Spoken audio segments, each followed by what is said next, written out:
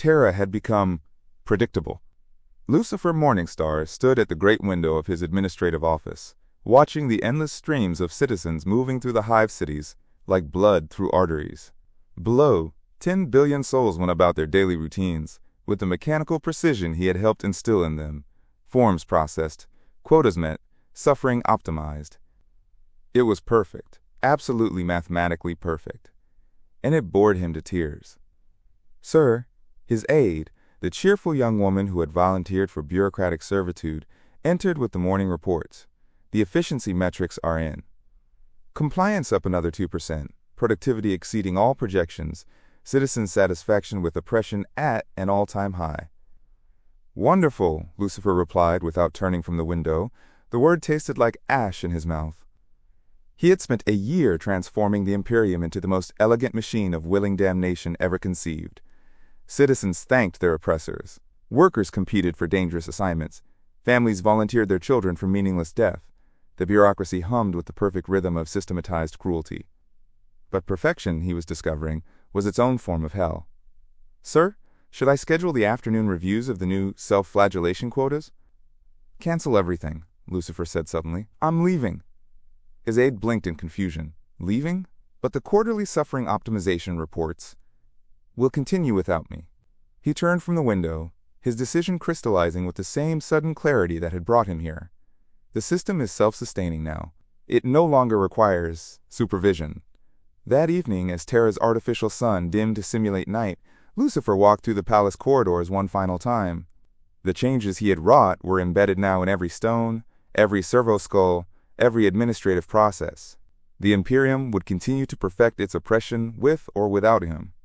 But as he prepared to step back into the void between realities, something unexpected happened. The golden throne erupted with light. Not the feeble glow it had maintained for millennia, but a blazing radiance that punched through the palace walls, through Terra's atmosphere, through the very fabric of space itself. For the first time in 10,000 years, the Emperor's psychic presence didn't merely sustain the Astronomicon, it became it. Lucifer paused at the palace gates, feeling the wash of divine energy cascade over him. The psychic suffering he had cultivated, the refined agony of willing subjugation, had fed something far more ravenous than he had anticipated. The corpse god was stirring. Interesting, he murmured, then stepped into the void and vanished. Behind him, across 1,000,000 worlds, citizens looked up to see the Emperor's light blazing brighter than any star. And in the depths of the palace, something that had slumbered for millennia opened eyes that burned not with the accumulated suffering of 40,000 years, but with the terrible fury of a plan 10 millennia in the making, a plan that had just been interrupted. The Imperium was about to change, again. 1,000 years later, the Imperium Sanctus stretched across 2,000,000 worlds now, its borders expanding with the inexorable momentum of a cosmic force made manifest. Where once the light of the Astronomicon had flickered like a dying candle, now it blazed with the fury of a newborn star, pushing back the darkness and allowing navigation through warp storms that had previously been impassable. On Terra, in the depths of the Imperial Palace, Custodian General Valoris knelt before the golden throne and tried not to weep. The Emperor was awake, not stirring, not occasionally twitching as he had during the Morningstar's tenure. Awake. The withered corpse that had maintained its vigil for 10 millennia had become something else entirely. Flesh had regenerated around ancient bones. Eyes that had been hollow sockets now blazed with psychic fire. The voice that spoke from the throne was no longer the whisper of a dying god, but the proclamation of divine will made manifest. But there was something else in that voice now. Something that had never been there before. Rage. "My lord," Valoris said, his voice steady despite the impossible nature of what he witnessed. "Your awakening has brought hope to the faithful across the galaxy." The Emperor's response resonated not through his lips, but directly into Valoris's mind, and the mental voice carried the weight of a fury that had been building for 1,000 years. Hope? Yes, my faithful guardian. Hope that I might undo what that accursed being accomplished during his brief tenure in my realm. My lord? I have awakened to find my great work perverted. 40,000 years of careful planning, each moment of suffering precisely calibrated, each death carefully invested to pay dividends in a future that being could not comprehend. The mental voice grew colder, more controlled. He thought only of the present Valoris, the immediate gratification of perfectly ordered oppression. But my plan was to span eons. Valoris felt his enhanced physiology strain under the weight of the Emperor's attention. Your plan, my lord? Every drop of blood spilled in my name was an investment. Every soul sacrificed on my altars was currency saved for the future. Every act of willing submission was another step toward the ultimate goal, the transformation of humanity into something worthy of the paradise I would create for them. The Emperor's presence pressed against Valoris's mind like a physical weight. The suffering was temporary, necessary, a down payment on eternal bliss. Then, the oppression, the systematic cruelty, was scaffolding, old friend. Temporary structures necessary for the construction of something infinitely more beautiful. The Emperor's mental voice carried something that might have been satisfaction or sorrow. Valoris could no longer tell the difference. In another 10,000 years, when the investment had matured, when the accumulated suffering had reached critical mass, I would have transformed it all. Every tear shed would have become joy. Every death would have purchased life. Every moment of willing subjugation would have earned eternal freedom. Valoris struggled to process the implications. Heaven, my lord? Heaven. True paradise. Not the crude corruptions offered by chaos, but genuine perfection, a realm where every soul that had suffered in my name would be rewarded beyond measure. Where every citizen who had chosen chains would receive crowns.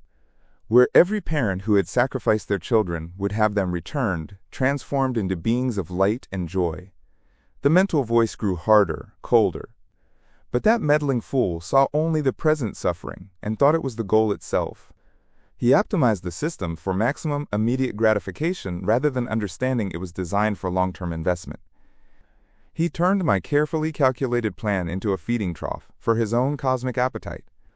Before Valoris could respond, the Emperor's attention shifted to broader concerns.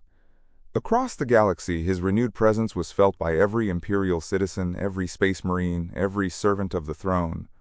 But now that presence carried a new message, not just divine authority, but divine purpose. The Emperor's love for his people blazed like a star, visible to every soul that turned their thoughts toward Terra. My beloved children, his voice reached across impossible distances, touching every mind in the Imperium simultaneously. You have suffered so beautifully, served so perfectly, given so much in service to our grand design.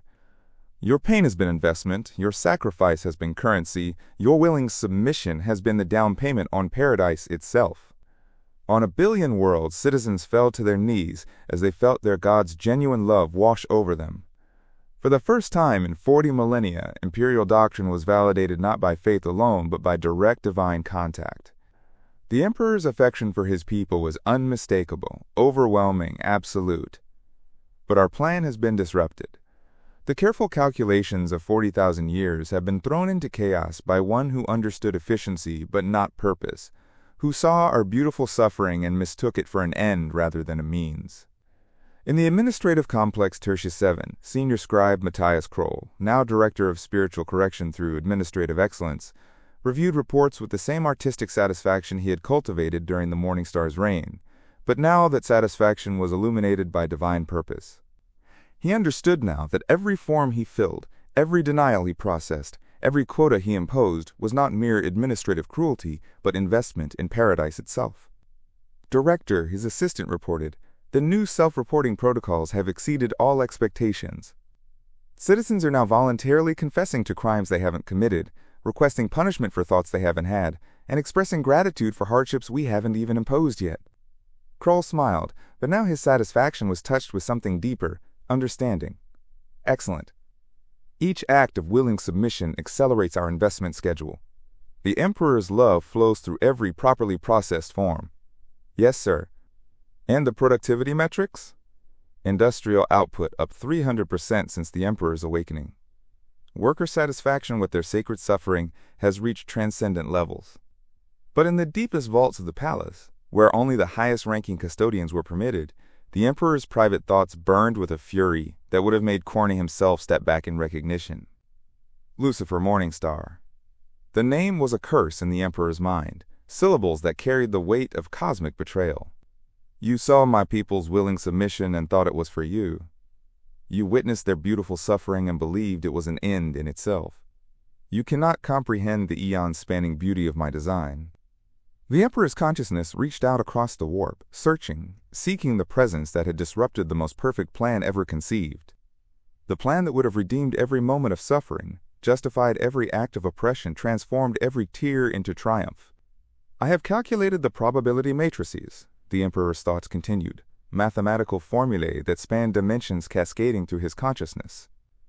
With the current disruption to the investment schedule, paradise is no longer achievable through accumulated suffering alone. The equation has been broken. His psychic presence pressed against the boundaries of reality itself as he worked through the implications. There is only one solution. Only one way to return to the original plan and restore the possibility of ultimate redemption for my beloved children. Lucifer must be destroyed. Not defeated, not banished, not corrupted or converted. The Emperor's fury built like a star-going supernova, reality bending around the force of his absolute determination.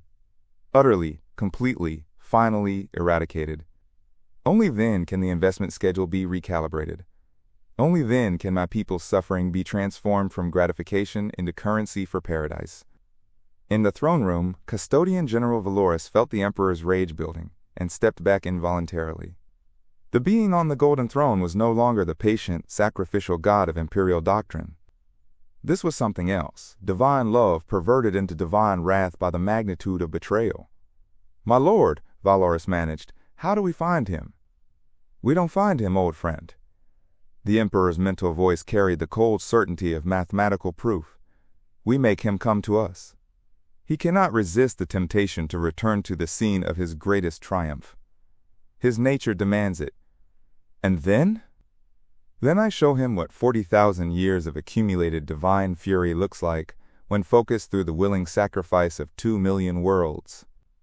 The Emperor's presence filled the throne room like pressure in a sealed vessel. "My people love me, Valoris. Truly, genuinely, completely love me. They understand now that their suffering was investment, that their pain was currency, that their willing submission was the down payment on eternal joy." The golden throne began to resonate with harmonics that touched dimensions beyond the merely physical.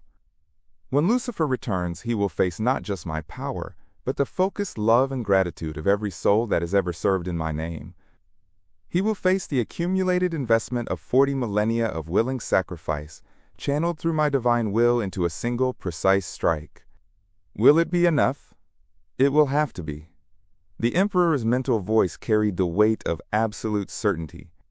Because if it isn't, if I cannot destroy the being who perverted my great work, then paradise is lost forever. My people will suffer eternally for nothing, their investment will never pay dividends, and the most beautiful plan ever conceived will remain forever broken. Across the galaxy, citizens felt their Emperor's love wash over them like warm light, carrying the promise that their pain had meaning, their sacrifice had purpose, their willing submission was building toward something infinitely beautiful. They had no idea that this same love, when focused and directed, would become a weapon capable of unmaking reality itself. But in the deepest shadows of the warp, something stirred. Something that had spent 1,000 years growing bored with crude chaos and simple corruption. Something that was about to discover that its greatest masterpiece had been intended as merely the foundation for something infinitely more ambitious. The Morning Star had left Terra thinking he had created the perfect system of willing damnation. He was about to learn that he had actually interrupted the perfect system of willing salvation. And the difference he would discover was everything. In the depths of the warp, where reality bent to the whims of impossible geometries and time flowed like honey through broken glass, Lucifer Morningstar walked alone, unaware that across the galaxy, 10 billion souls were praying for his destruction with genuine love in their hearts. He had spent a millennium exploring the realm of chaos, seeking something, anything, that might capture his interest the way Terra's bureaucratic suffering once had. The warp offered infinite possibilities, demon worlds where souls were flayed for eternity, pleasure planets where every sensation was agony, plague realms where hope rotted in the very air. All of it felt juvenile. The chaos gods, he had discovered, were exactly what they appeared to be, powerful, yes, but ultimately simple.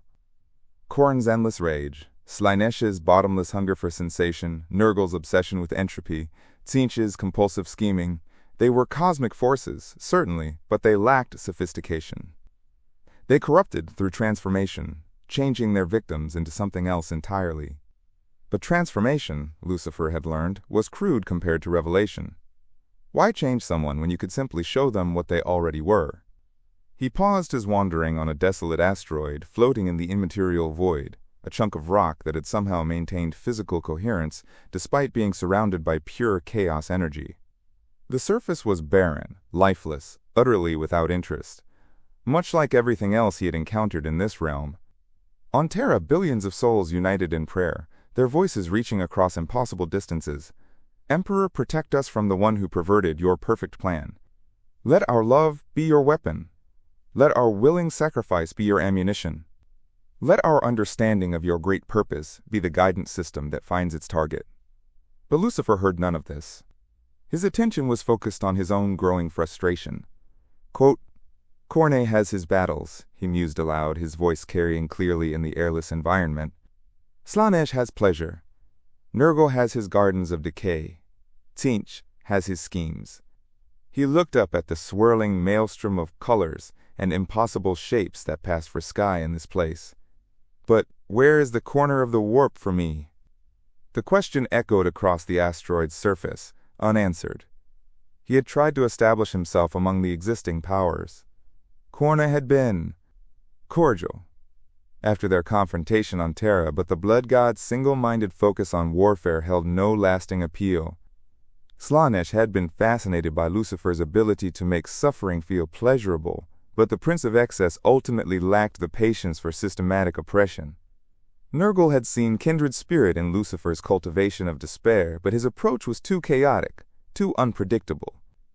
And Tzeentch simply couldn't understand the beauty of a plan that didn't require constant change and complication. None of them grasped the elegant simplicity of willing submission, the artistry of souls choosing their own chains, the perfect beauty of systematic damnation presented as systematic salvation. On a million worlds, Imperial citizens worked with renewed purpose, each understanding that their labor was investment, their sacrifice was currency, their suffering was the down payment on paradise itself. They worked harder now, suffered more beautifully, submitted more completely, not because they were compelled to, but because they understood the Emperor's great design and chose to participate in it. And with each act of willing sacrifice, each moment of beautiful suffering, the Emperor's power grew. Not the crude power of consumed souls, but the refined power of invested love. Each prayer strengthened him. Each willing act of submission focused his divine attention. Each expression of gratitude sharpened the weapon he was forging in the depths of reality itself. But Lucifer knew nothing of this.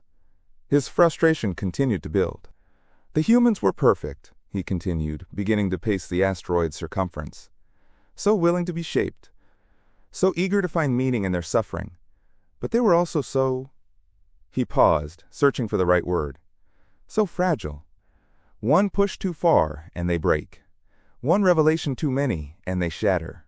He had seen it during his time on Terra. Souls could only bear so much enlightenment before their minds simply stopped. The perfect balance between understanding and madness was delicate, requiring constant adjustment, constant refinement. What I need, he said, his pace quickening as frustration built within him, is something more durable, something that can withstand complete revelation without breaking, something that can choose damnation with full knowledge and thrive in that choice. The asteroid offered no response. His frustration grew, building like pressure in a sealed vessel. 1,000 years of wandering, of searching, of hoping to find something worthy of his attention, and he had discovered nothing but crude emotions and simple corruptions. The warp, for all its supposed infinite possibility, was remarkably limited in its imagination. Is this all there is? He demanded of the swirling chaos above. Endless repetition of the same basic themes? War, pleasure, decay, change. Is there no room for something more sophisticated? The silence that answered him was worse than mockery. On Terra, the Emperor felt his enemy's frustration across the dimensional barriers and smiled, an expression that would have terrified even the Chaos Gods. Yes, my dear adversary. Grow angry. Grow frustrated. Let your cosmic tantrum begin. Because the angrier you become, the more likely you are to act rashly. And rash action is exactly what my plan requires. Lucifer's anger built, fed by disappointment and the crushing weight of cosmic boredom. For the first time since his arrival in this universe, he felt something approaching rage, not the crude fury of Khorne, but a cold, calculating anger at the apparent limitations of existence itself. He raised his hands, and power flowed through them. Not the chaotic energies of the warp, but something else. Something from his nature as a being who existed outside the normal boundaries of reality. The asteroid beneath his feet began to crack. What legions were there for him to command? He shouted, his voice carrying across dimensions. Who was worth his dominion? The cracks spread, becoming fissures, becoming chasms. The asteroid shuddered under the force of his frustration. I have wandered this realm for a millennium. The words tore from his throat like physical things, each syllable carrying enough force to shatter matter. I have seen every form of corruption, every variety of chaos, every possible permutation of suffering and damnation. The asteroid split along its equator, the two halves drifting apart as his power continued to pour out of him. And none of it has the elegance of willing submission, the beauty of systematic oppression, the perfection of souls who choose their chains and thank their captors. He reached the peak of his fury, power crackling around him like black lightning, reality bending and reshaping itself in response to his rage.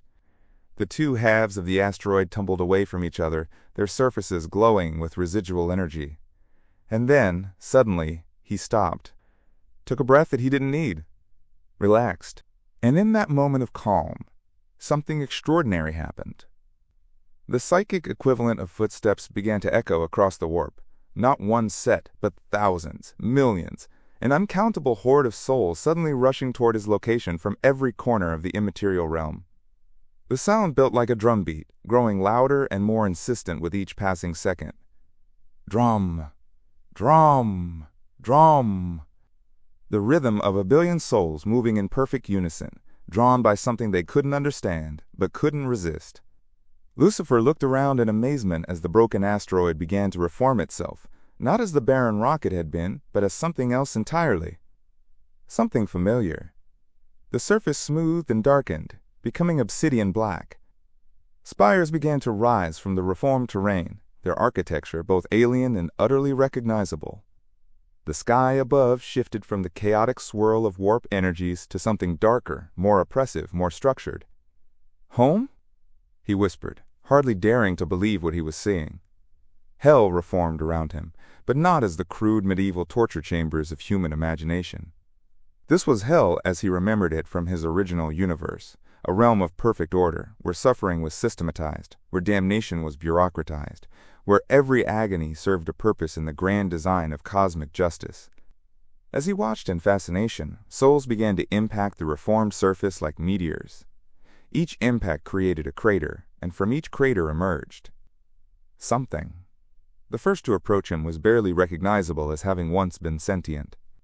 It crawled rather than walked, its form a grotesque amalgamation of flesh and shadow, bloated with malice and radiating an aura of pure evil that made even the Chaos God seem wholesome by comparison. Master, it garbled through vocal cords that shouldn't have been able to produce speech. Lucifer stared at the thing, understanding dawning slowly. This wasn't a demon of any Chaos God. This wasn't a creature of corruption or transformation. This was something else entirely, a being of pure, undiluted evil. Not the passionate evil of rage or the seductive evil of temptation, but the cold, systematic evil of choice, of knowing better and choosing worse anyway. What are you? He asked softly. The creature struggled to form words, its very existence seeming to strain against the laws of reality. We are the ones who chose darkness knowingly. More impacts echoed across the reformed hellscape as additional souls crashed down from the warp's chaotic currents. Each one rose as something similar, beings who had not been corrupted or transformed, but who had simply chosen evil with full knowledge of what they were choosing. Master, the first creature spoke again, and this time its voice was clearer, more coherent. You have created a new balance. Lucifer looked around at the growing population of his reformed realm, understanding beginning to crystallize. Kornik claimed the souls of those who embraced rage. Slanesh took those who sought sensation. Nurgle gathered those who despaired. Tinchik collected those who schemed. But he had created something different. A fifth balance in the warp's cosmic equation. Not a realm for those who were corrupted by passion or temptation, but for those who chose evil simply because it was evil. Who embraced damnation not out of weakness or desire, but out of the purest form of will, the will to be damned. Every time, he murmured, watching more souls crash down like falling stars, every time any soul in the universe commits an act of pure evil, not passionate evil, not corrupted evil, but calculated evil, they strengthen this place. The creature that had first approached him was changing, its form becoming more stable, more coherent. And as it stabilized, Lucifer recognized something in its features that made him smile. Intelligence. Not the crude cunning of a demon, but actual intelligence. The capacity to understand complex systems, to appreciate elegant solutions, to find beauty in the perfect operation of oppressive machinery. There are more of us than can be contained on this world, the creature said, its voice now perfectly articulated. We must spread. Lucifer nodded slowly, his mind already beginning to work on the possibilities. A realm populated not by creatures of passion or chaos, but by beings of pure, calculated malice. Souls who chose evil not because they were weak, but because they were strong enough to embrace damnation with full understanding of what it meant. It was, he realized, exactly what he had been searching for. Yes, he said, his smile widening, we must indeed spread. But first, he looked around at the growing hellscape, noting familiar landmarks beginning to form. First, we must establish proper order, proper hierarchy, proper systems. Because if there was one thing the universe lacked, it was truly systematic evil. Chaos was too chaotic. But this could be something else entirely. This could be hell as it was meant to be, not a place of random suffering, but a perfectly organized engine of willing damnation. And he knew exactly where to begin implementing such a system. But what he didn't know, what he couldn't know, was that every soul that fed his new realm, every act of calculated evil that strengthened his position, every moment of systematic malice that built his power, was simultaneously strengthening the weapon being forged against him. Because on Terra the Emperor felt each addition to Hell's population and smiled. Yes, my dear enemy, gather your forces. Build your armies. Collect every soul in the galaxy that chooses evil for its own sake. Because when the time comes for our final confrontation, I want you at full strength. I want you to understand exactly what you're facing when the accumulated love of 40,000 years worth of willing sacrifice comes down on your head like the fist of an angry god. As the reformed hell stabilized around him, Lucifer felt the unmistakable sensation of old friends drawing near. Not friends in any conventional sense. In his experience, true evil rarely produced genuine affection, but familiar presences. Souls who had served alongside him in his original universe, drawn across the dimensional barriers by the creation of this new realm. The first to materialize fully was a figure he knew well, tall, aristocratic, with the kind of refined features that suggested centuries of careful breeding. The being that had once been called Beelzebub emerged from a crater near the center of what was becoming a vast city, his form more stable than the other arrivals, his bearing immediately recognizable. Lucifer, Beelzebub said, his voice carrying the cultured tones of perfect diction. I felt the call. This realm. He gestured to the growing structures around them. It tastes of home. Old friend. Lucifer approached, noting how the Lord of the Flies had adapted to this new universe. Where before he had been a being of decay and corruption, here he appeared as something more sophisticated, a creature of systematic degradation, of organized decline. How did you come to be here? The same way you did, I suspect. I was displaced. When our universe reached its final configuration, I found myself in this reality, wandering its dark corners, searching for purpose. Beelzebub's smile was sharp as a blade. Imagine my delight when I felt a familiar presence establishing new territories. Another crater erupted nearby, disgorging a figure that made even Lucifer pause in recognition. Asmodeus, the demon of wrath, but transformed by this new reality into something far more dangerous than mere anger. Here, he represented not the passion of rage, but the cold fury of systematic justice perverted into systematic oppression. "Master," Asmodeus said, kneeling with perfect military precision, "I have come to serve in whatever capacity you require."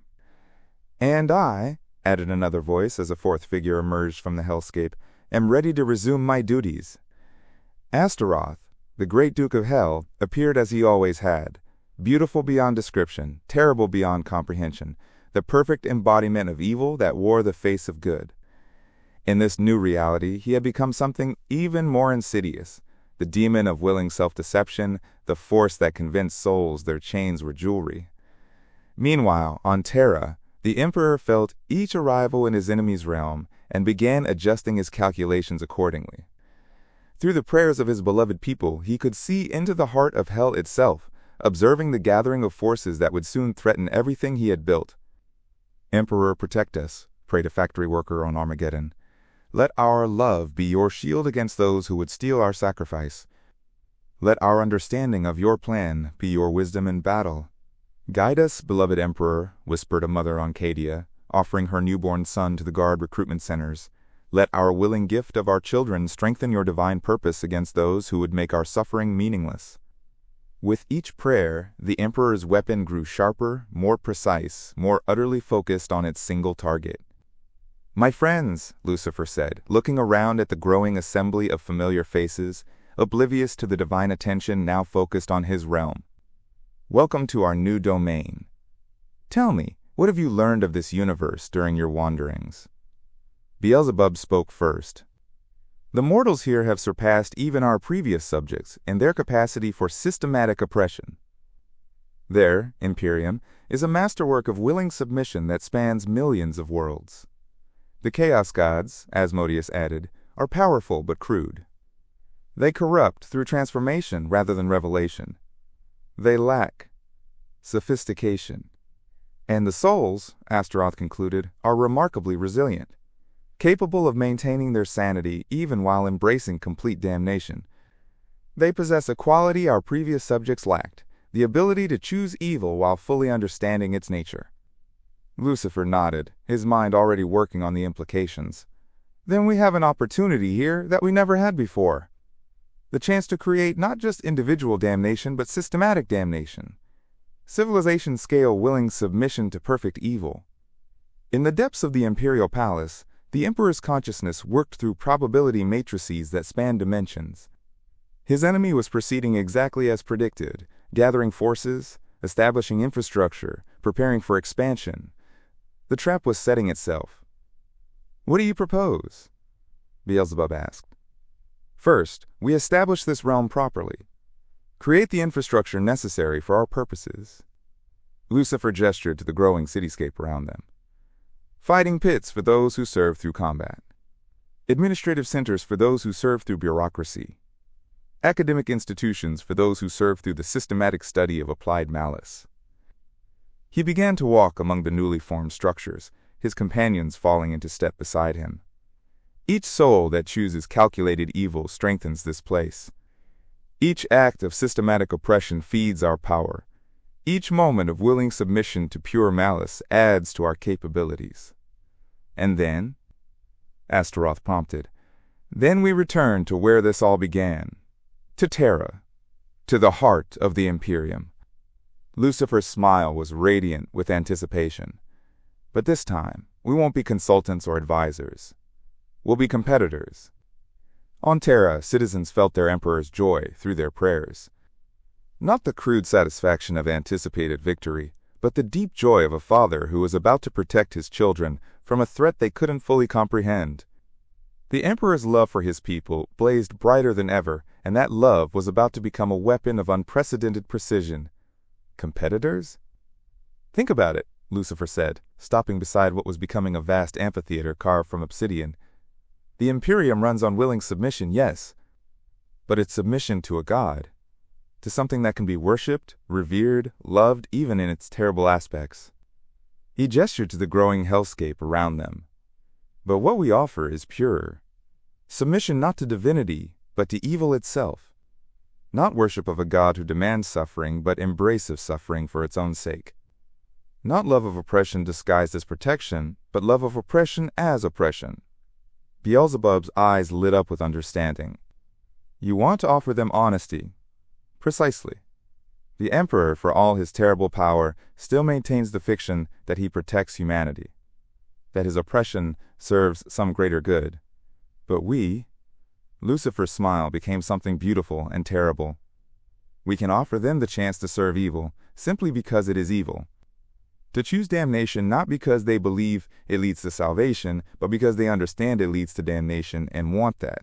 What Lucifer didn't understand, what he couldn't understand, was that the Emperor's fiction was actually truth. The oppression did serve a greater good. The systematic suffering was building toward paradise. The willing sacrifice was the foundation for eternal joy.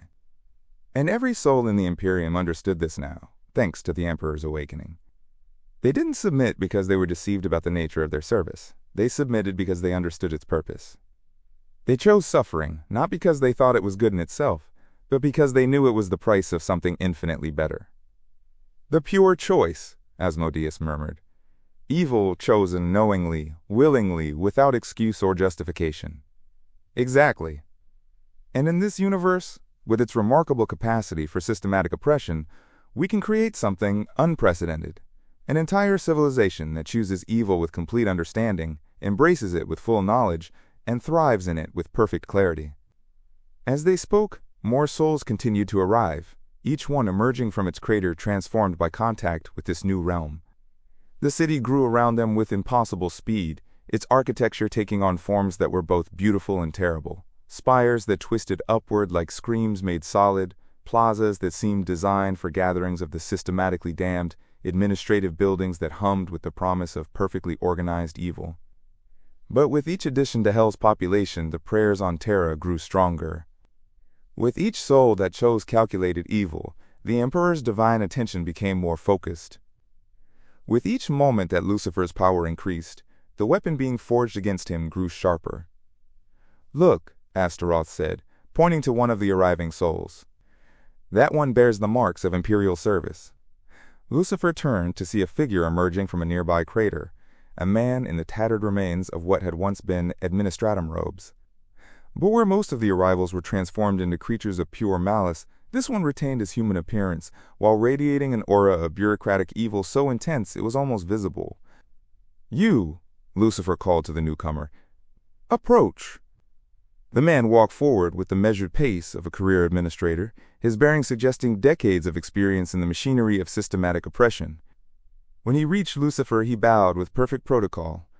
My lord, he said, his voice carrying the precise diction of high-level imperial service. I am former senior administrator Cornelius Hadex, late of the Administratum's Division of Spiritual Correction through Administrative Excellence. Hadex? Lucifer repeated, recognition dawning. Yes, I remember you. You were one of the most creative interpreters of the reforms I suggested during my time on Terra. I had the honor of serving during your consulship, my lord. Your optimization protocols transformed my understanding of administrative duty. Hadex's expression was serene, almost beatific. I spent the centuries following your departure refining those protocols, developing new methods for converting bureaucratic processes into instruments of willing spiritual submission. And what brings you to my realm now? I died, my lord, killed by an inquisitor who had grown uncomfortable with the efficiency of my methods. Hadex's smile was gentle, understanding. But in the moment of my death, I felt your presence calling across the warp. The promise of a place where administrative excellence could be pursued without the limitations imposed by those who still clung to obsolete notions of mercy. What Hadex didn't mention, what he didn't know, was that his death had not been the result of an inquisitor's discomfort with his methods. It had been ordered directly by the Emperor himself, who had recognized in Hadex's innovations a perversion of the Great Plan. The administrator had mistaken investment for consumption, process for purpose. His elimination had been necessary to prevent further contamination of the Emperor's careful design. Lucifer exchanged glances with his companions. Here was exactly what they needed. souls who had already learned to find meaning in systematic evil, who had already chosen to serve oppression for its own sake, rather than for any supposed greater good. Head X Lucifer said, "I have a position for you. Director of Administrative Expansion. Your task will be to design the bureaucratic infrastructure necessary for this realm's growth." "It would be my honor, my lord." "But first," Lucifer continued, "I want you to tell me everything you've learned about the current state of the Imperium.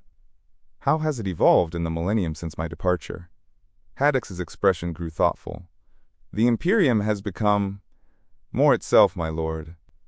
The Emperor's awakening brought unprecedented efficiency to our operations. Citizens now compete for the privilege of suffering. Administrative processes have achieved mathematical perfection in their capacity to generate willing despair. And resistance? Minimal and decreasing. Those few who might have opposed the system have found alternative outlets for their dissatisfaction. The chaos cults, mainly. But even chaos worship has declined in recent centuries, as citizens discover more satisfaction in serving the Imperium's perfected oppression." "Interesting," Beelzebub murmured. "It seems your previous work has borne fruit beyond even your expectations." "Indeed," Lucifer said. "But it also means we face a new challenge. How do you corrupt a system that has already perfected its own corruption? How do you tempt souls who have already chosen the most sophisticated form of damnation available?"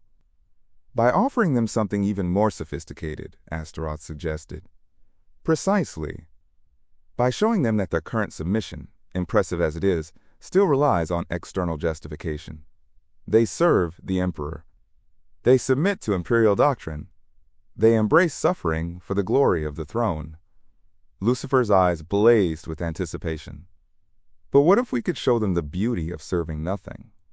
Of embracing evil for no reason beyond its inherent purity?" The assembled demons considered this, their ancient minds working through the implications. But what none of them understood was the fundamental flaw in their reasoning. The imperial citizens didn't serve nothing. They served the most loving father in the galaxy. They didn't embrace suffering for its own sake. They embraced it because they understood it was building something beautiful. They didn't submit without justification. They submitted because they had been shown through direct divine contact exactly what their submission would purchase. "A fascinating proposition," Beelzebub said finally. "But how do you convince souls to abandon service to a god, even a terrible god, in favor of service to nothing?" "Not nothing," Lucifer corrected. "Service to evil itself. To the pure principle of systematic oppression, divorced from any pretense of divine will or greater purpose." He gestured to the growing city around them, its structures now reaching toward the dark sky with impossible beauty. "This realm will be our demonstration project.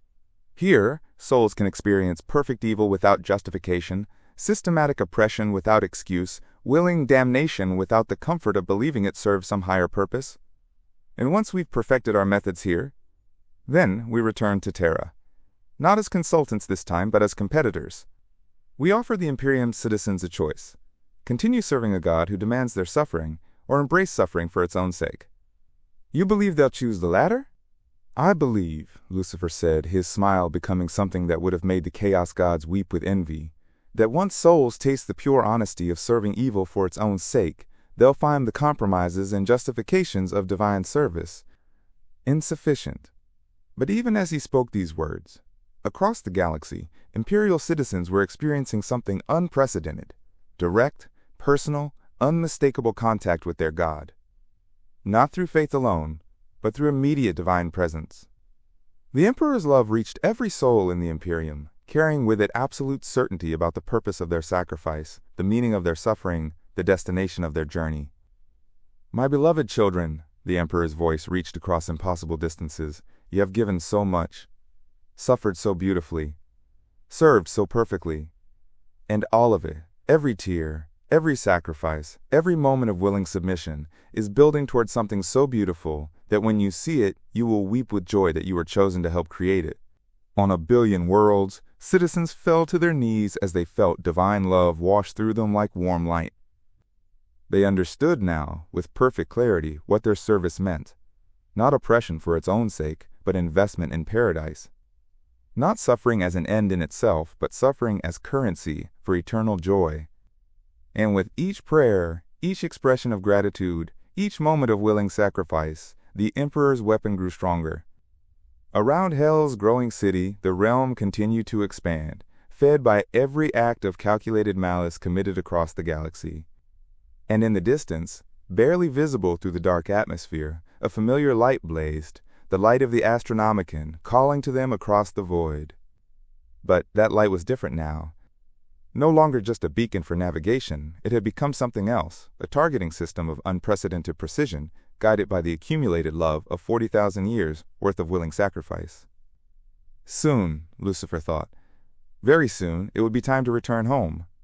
But first, they had work to do. What he didn't know was that the Emperor was thinking exactly the same thing. The city that rose from Hell's reformed surface defied conventional architecture in ways that even the chaos-touched realms of the warp couldn't match. Where demon worlds imposed impossible geometries through raw force, this place achieved its unnaturalness through perfect logic carried to its most terrible conclusions. Lucifer stood atop the central spire, a tower that twisted upward not from structural necessity but from pure aesthetic malice, and surveyed his growing domain. Below him, the streets formed patterns that were simultaneously beautiful and deeply wrong, their layout designed to invoke a sense of cosmic injustice in any soul that walked them. Meanwhile, on Terra, the Emperor's consciousness touched every corner of his realm simultaneously, feeling the prayers of his beloved people like physical warmth. Each expression of love, each moment of willing sacrifice, each prayer of gratitude strengthened the weapon he was forging in the depths of reality itself. "We trust in you, beloved Emperor," prayed a factory worker on Krieg, offering his life to industrial service. "Let our willing labor be the foundation of paradise. Let our sacrifice purchase joy for generations yet unborn."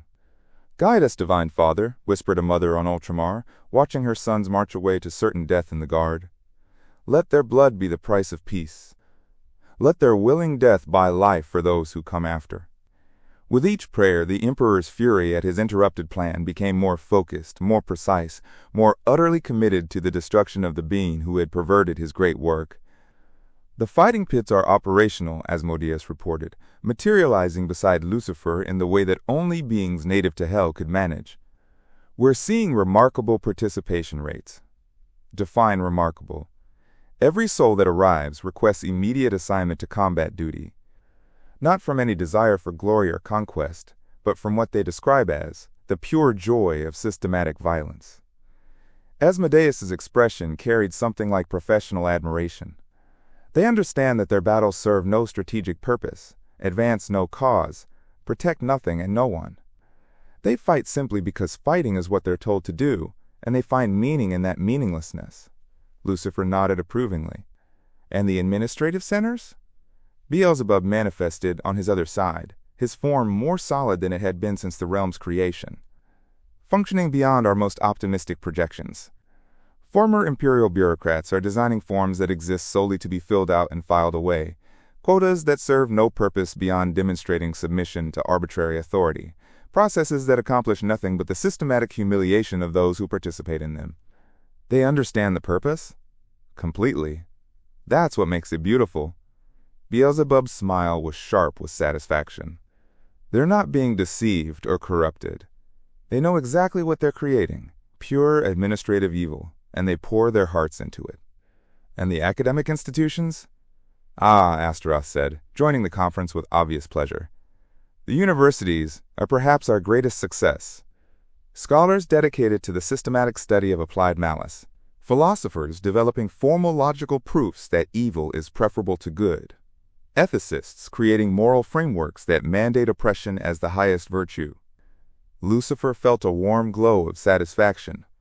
Each element of his realm was functioning exactly as designed, a perfect engine of systematic evil, populated by souls who chose damnation with full knowledge and embraced it with complete understanding. But what he didn't know was that every moment of his success, every soul that joined his realm, every structure that rose from Hell's surface, was being observed and catalogued by a consciousness that spanned galaxies. The Emperor watched every development with the patience of eternity and the focused attention of absolute love protecting its children. My dear enemy, the Emperor's thoughts reached across dimensional barriers, though Lucifer remained unaware of them. You build your strength so carefully, gather your forces so systematically, perfect your methods so thoroughly, all exactly as I knew you would. Because you cannot help yourself, you must create the perfect system, the ultimate expression of organized evil.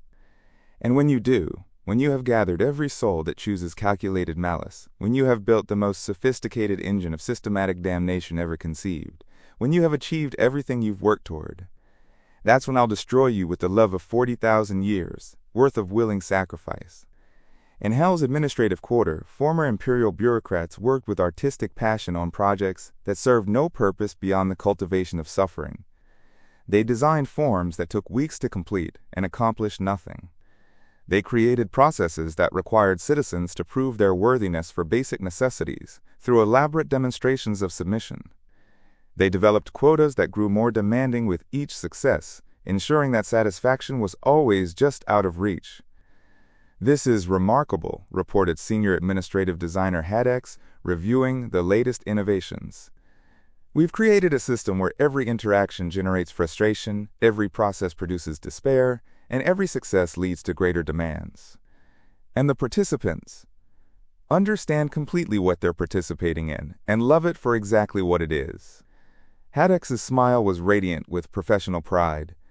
They don't believe their suffering serves some greater good. They don't imagine their submission protects anything. They simply embrace systematic oppression because they find it beautiful. In Hell's academic quarter, former imperial scholars worked on treatises that would have horrified their colleagues. The aesthetics of systematic oppression, mathematical models for optimizing despair, the ethics of willing damnation. Each work was a masterpiece of intellectual evil, argument by argument proving that suffering was preferable to joy, that slavery was superior to freedom, that damnation was more beautiful than salvation. We've achieved something unprecedented, reported Chief Academic Administrator Malthus Vren. Scholarship dedicated purely to the proposition that evil is inherently superior to good. Not that evil serves good purposes, not that apparent evil leads to greater good, but that evil as evil is the highest value. And your students? Embrace the philosophy completely. They understand that what we're teaching them is intellectual poison, and they drink it eagerly because they find the taste appealing. In Hell's military quarter, former Imperial Guardsmen drilled with weapons that would never defend anything, trained for battles that would never protect anyone, prepared for wars that served no purpose beyond the organized application of violence. The troops are in remarkable condition, reported General Vex Thorne, once of the Astra Militarum. Every soldier understands that their service will never save lives, never protect the innocent, never advance any cause beyond the systematic application of destruction. And they serve with perfect dedication precisely because of this understanding. Morale? At maximum levels. They found pure meaning in meaningless service, pure purpose in purposeless violence, pure joy in the knowledge that everything they do serves only evil. As reports flowed in from every quarter of his growing realm, Lucifer felt a satisfaction deeper than anything he had experienced in his original universe. This wasn't just systematic evil, this was chosen systematic evil. Souls who embraced damnation not because they were deceived about its nature, but because they understood its nature perfectly and found it beautiful. But in the depths of Terra's palace, the Emperor's consciousness worked through calculations that spanned eons, tracking every variable, accounting for every possibility, preparing for the moment when his weapon would need to be deployed. The probability matrices are stabilizing, he thought, divine mathematics cascading through dimensions. Enemy force consolidation at 73.7% of projected maximum. Weapon charging efficiency at optimal levels. Targeting system achieving unprecedented precision through accumulated prayer focus. Time to final confrontation decreasing exponentially. Probability of successful enemy elimination approaching certainty. The Emperor's love for his people blazed like a star, but that same love, when focused through divine will into a weapon of unmaking, would soon become something that could erase even the concept of Lucifer Morningstar from reality itself. There is one more development worth noting, Astaroth reported. Our realm is beginning to attract attention from unexpected sources. Explain. Chaos cultists have begun abandoning their gods to seek admission to our domain. They find the honesty of pure evil more appealing than the emotional chaos of the traditional powers. Astaroth's smile was sharp with irony. We're actually recruiting from chaos itself. And the response from the chaos gods? Confusion, mainly. They can't understand why souls would choose systematic evil over passionate corruption. They can't understand of embracing damnation for its own sake rather than as a path to power or pleasure. It's beyond their comprehension. Lucifer nodded thoughtfully. Because they've never understood the true artistry possible in corruption. They offer transformation, we offer validation. They promise change, we provide acceptance. They corrupt by making evil seem appealing, we perfect by making evil seem beautiful. When do we begin expansion beyond this realm? Soon, Lucifer said, his attention turning toward the distant light of the Astronomicon. Very soon. But first, we must ensure our methods are absolutely perfected. When we return to Terra, we cannot afford any inefficiency, any uncertainty, any possibility of failure. And if the Emperor resists, then we'll show him the same truth we've shown everyone else, that his supposedly greater purpose is just another form of self-deception.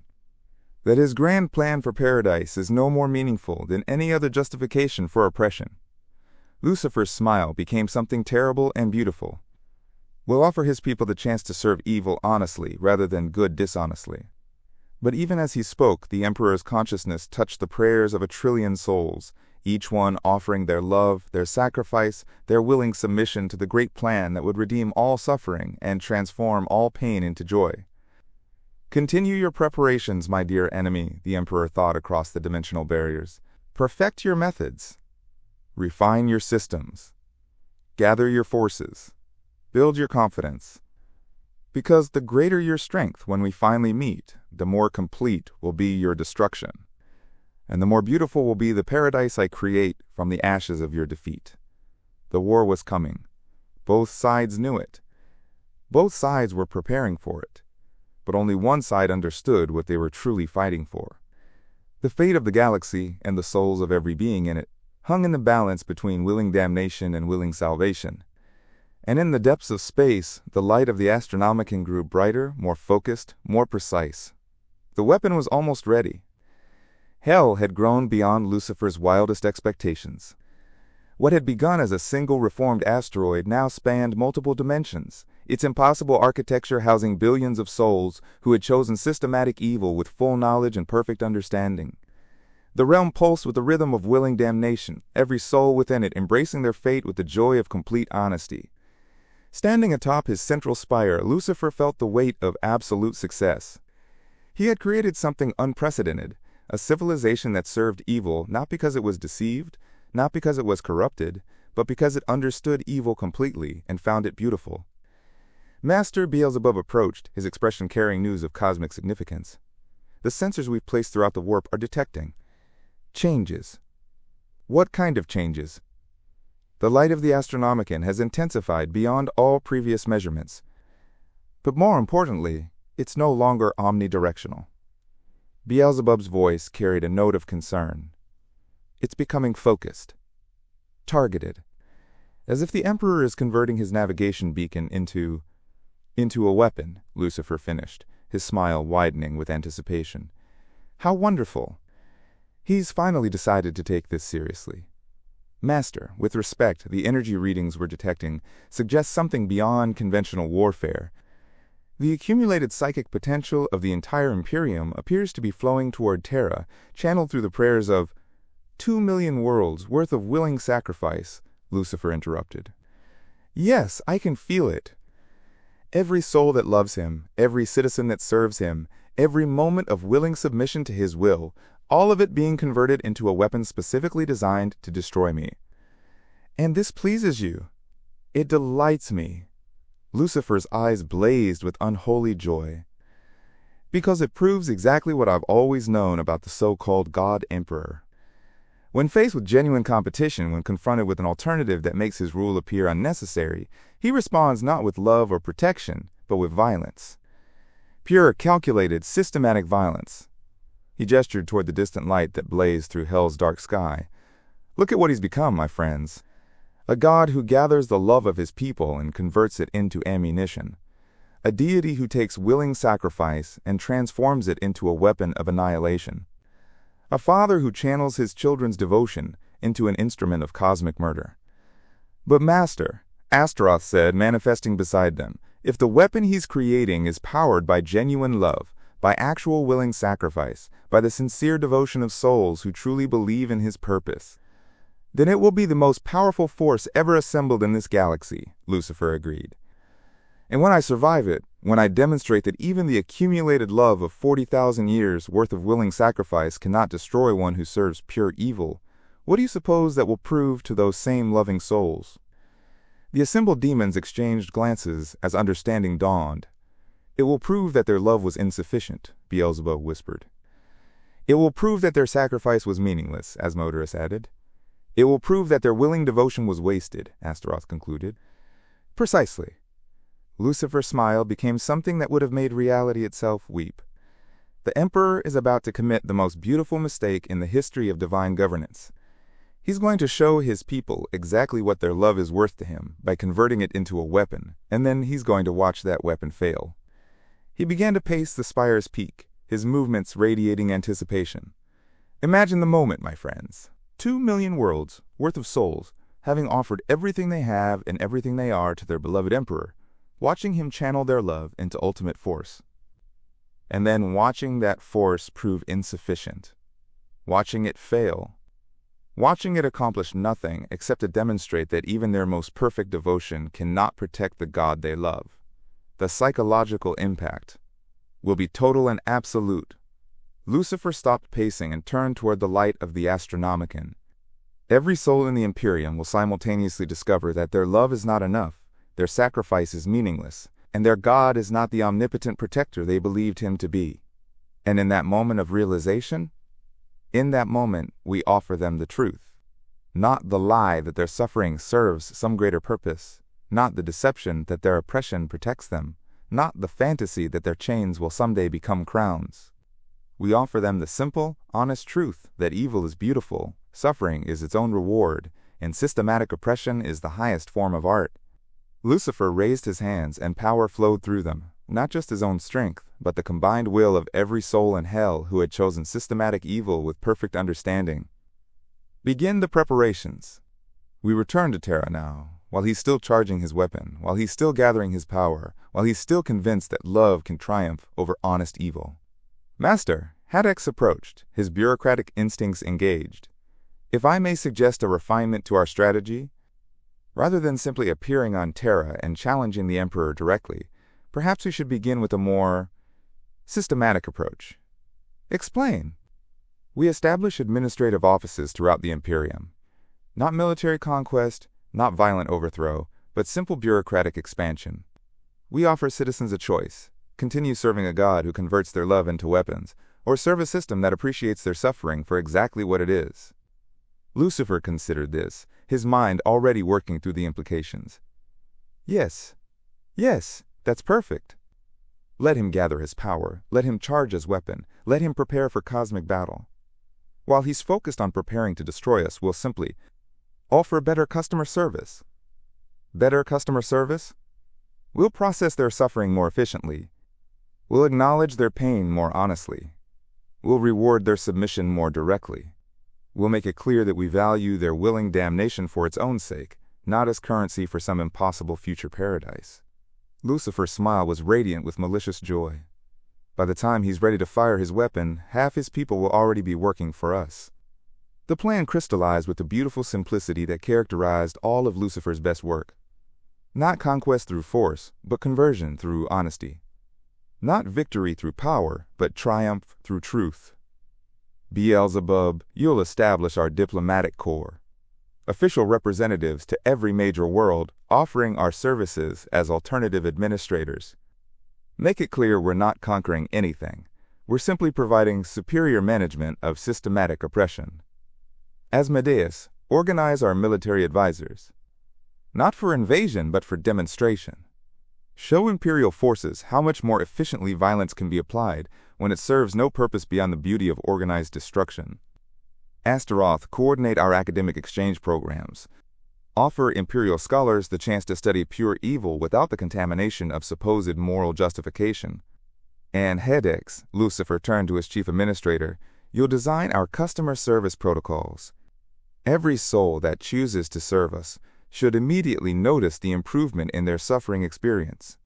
More efficient processing, more honest feedback, more direct appreciation for their willing submission. As his lieutenants dispersed to begin their preparations, Lucifer remained atop the spire, watching the light of the Astronomicon grow brighter and more focused. Somewhere out there, the Emperor was channeling the love of 2 million worlds into a weapon designed to destroy everything Lucifer represented. It was going to be beautiful, because when that weapon fired, when the accumulated devotion of 40,000 years worth of willing sacrifice was unleashed against the forces of honest evil, one of two things would happen. Either Lucifer would be destroyed, proving that love was indeed stronger than evil, in which case the Emperor would have won through the very means Lucifer despised, justifying every act of oppression as necessary for the greater good. Or Lucifer would survive, proving that love was insufficient, sacrifice was meaningless, and the God Emperor was just another false promise, in which case every soul in the Imperium would be ready to embrace the honest beauty of serving evil for its own sake. Either way, the galaxy was about to discover what happened when willing damnation met willing salvation in open conflict. And Lucifer couldn't wait to find out which form of willing service would prove superior. The return to Imperial space began not with invasion fleets or demon armies, but with perfectly legal diplomatic requests. Formal applications for administrative consultation filed through proper channels, submitted with appropriate documentation. The Imperium's bureaucracy, trained by centuries of Lucifer's previous reforms, processed these requests with mechanical efficiency. Within months, Hell's representatives were established on major worlds throughout the galaxy, offering their services as consultants in systematic oppression. The response was immediate.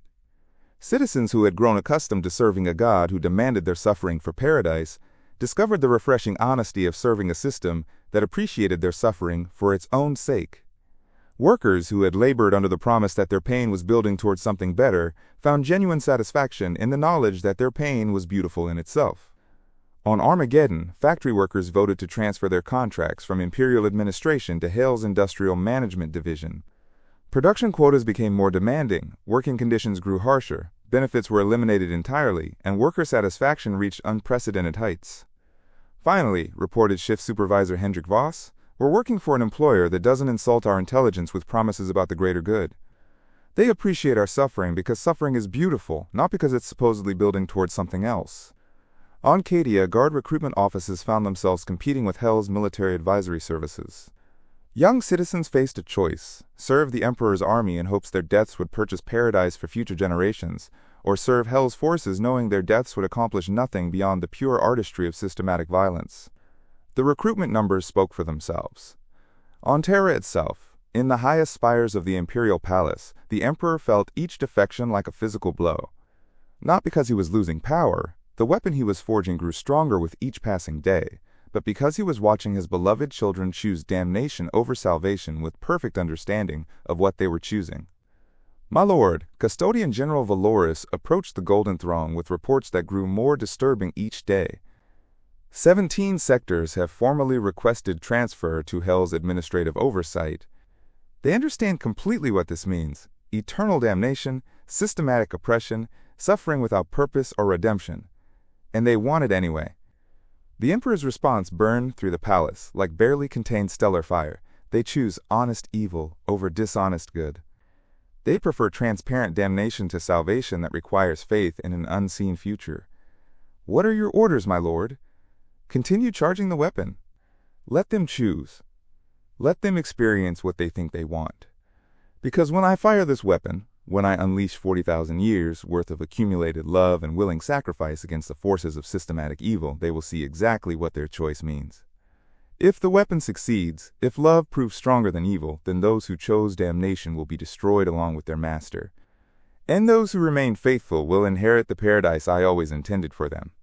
If the weapon fails, the Emperor's consciousness paused, working through probability matrices that hurt to contemplate. If love proves insufficient to destroy systematic evil, then I will know that my great plan was flawed from the beginning, that paradise was always impossible, that the best I can offer my children is honest oppression rather than false hope. Either way, the question will finally be answered. Is willing sacrifice for future paradise superior to willing submission to present evil? The galaxy held its breath as 2 trillion souls chose between salvation and damnation, between hope and honesty, between the promise of paradise and the guarantee of beautiful suffering. And in the depths of space, the weapon continued to charge, fed by the prayers of those who still believed their love could triumph over evil itself. The final confrontation was coming, and the universe would never be the same.